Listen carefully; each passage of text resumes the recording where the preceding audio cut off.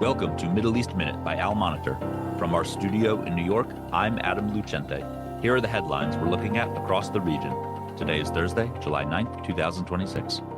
The U.S. military carried out a second round of strikes on Iran early Thursday morning, saying they hit around 90 Iranian military targets. An Iranian official said one projectile hit near the Bushehr nuclear power plant, where Russia recently said it is planning to return personnel to.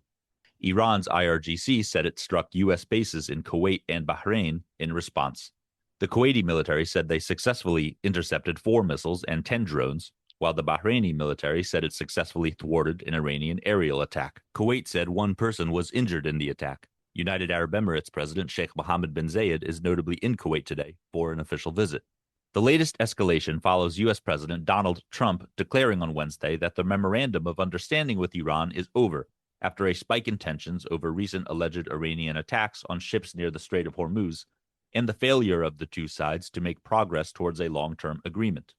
Al Monitor's correspondent in Tehran wrote that the IRGC is increasingly taking the lead on the Iranian response. He wrote, quote, Tehran's response suggests it is recalibrating, not abandoning, its strategy as military pressure increasingly eclipses diplomacy. U.S. Ambassador to Lebanon, Michel Issa, met with Lebanese leaders on Thursday, during which he said an American military delegation will visit Beirut in the coming days to coordinate the implementation of the latest Israel-Lebanon deal. The agreement includes a process for disarming Hezbollah and the Lebanese army deploying to areas currently occupied by Israel. Israel and Lebanon are expected to hold another round of talks in Rome next week. Iraqi Prime Minister Ali Zaidi said on Thursday that Iraq will announce a new economic partnership with the U.S. This comes ahead of his first visit to Washington next week. The Trump administration informed Congress on Wednesday that it will remove Syria from the state sponsor of terrorism list. The announcement comes after Trump met with Syrian President Ahmed Ashara on the sidelines of the NATO summit in Turkey. The administration removed sanctions on Syria last year and has steadily increased cooperation with the transitional government in Damascus. Meanwhile, Trump said in Ankara on Wednesday that he remains undecided whether to allow Turkey, a key partner of Syria, back into the F-35 fighter jet program. NATO member Turkey was removed from the program after purchasing the Russian S-400 missile defense system in 2019, and U.S. lawmakers are seeking more information from the Trump administration on the process.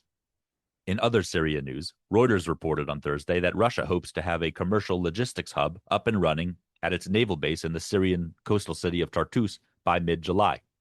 Russia has worked to maintain its military presence in Syria since the ouster of the Assad regime in late 2024, with the new authorities so far showing a willingness to engage with the Kremlin, despite fighting on opposite sides in the civil war. Iran will bury slain Supreme Leader Ayatollah Ali Khamenei in Mashhad on Thursday, following a days-long procession across Iran and neighboring Iraq.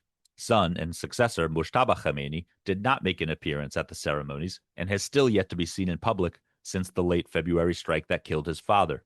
Morocco will face France in the World Cup quarterfinals on Thursday in a rematch of the 2022 semifinals. The French side is favored in the match and to win the whole tournament, but Morocco is coming off a major upset win against the Netherlands. Thanks for listening to Middle East Minute. For the links to these stories and to keep up with headlines from across the region, visit almonitor.com and subscribe to Middle East Minute on Apple, Spotify, or wherever you get your podcasts. Until next time, I'm Adam Lucente.